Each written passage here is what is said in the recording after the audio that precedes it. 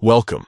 If you've ever come across a memorable video in your Messenger group and wanted to save it directly to your phone's gallery, you're in the right place.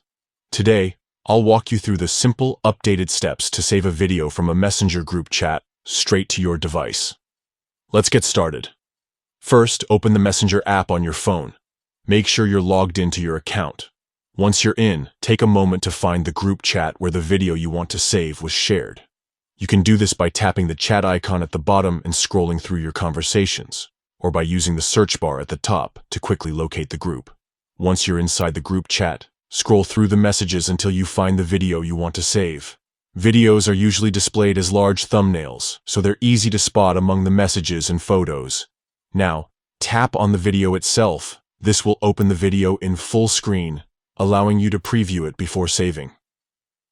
At the top right corner of the screen, you'll see either a save button or a download icon, which typically looks like a downward arrow. Go ahead and tap this icon. Messenger will now begin downloading the video to your device. Depending on your phone and your internet connection, this may take a few seconds. Once the download is complete, you'll usually see a confirmation message, or the icon may briefly change to indicate that the video has been saved.